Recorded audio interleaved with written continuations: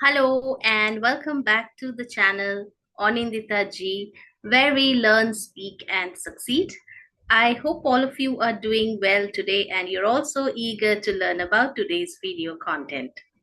So, as the thumbnail says, we are going to discuss or dive a little bit into the history of English grammar.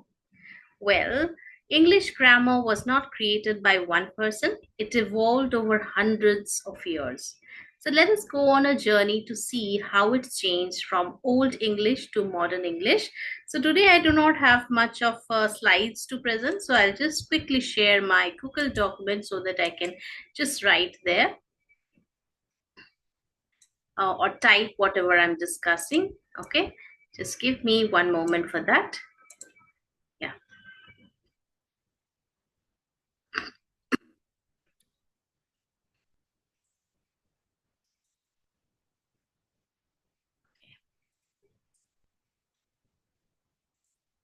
So the first part of this history of English grammar can be taken as the Old English that was there from 450 to 1180. So that was the beginning from where we are considering the history of English grammar.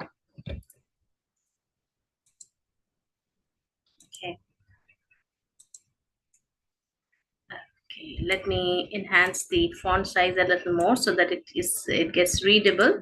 So this is the first phase.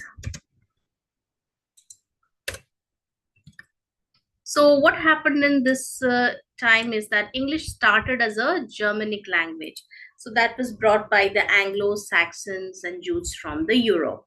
It had a complex grammar with different endings for nouns, verbs, and adjectives like Latin. For example, I will write a sentence which reads in a different way. So, if I write this sentence, this is from the Old English. So this C actually reads as the. This signing or signing that reads as king. The king read the book. So let me also put down the modern day translation, how it actually is to be read. This looks pretty complex. Okay, so in the olden days, the this modern English is much easier because we are using it in this manner. So the nouns used to change according to the situation. So I'm not getting too much deeper into the this older format of English grammar, but then this word see was to be pronounced as the. It looks something like our coding language in today's English. If you have seen how we write in some competitive exams, there would be some coding. If say is the, and how will you translate it? It's like that. Okay. So let us get into the next type of writing. Then we have the Middle English, which reigned from 1100 to 1500 AD, which had a lot of French influence in it. Let me just type it here. Yeah. So what happened here is that in 1066, that is 1066, the Norman conquest brought French words into English. So grammar became simpler and many word endings disappeared. For example, Chaucer's Canterbury Tales, one that April with his showers suit, when April with his sweet showers, it is still different from today, but it gets closer, right?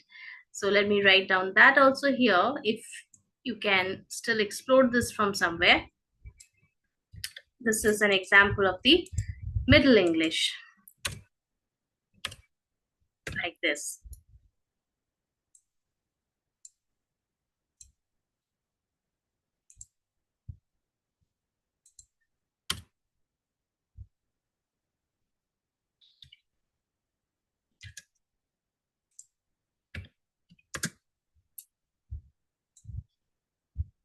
Now let us look into the third era,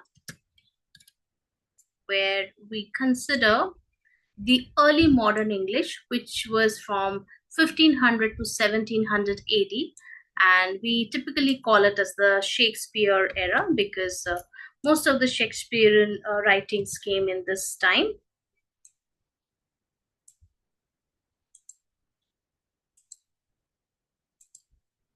Okay.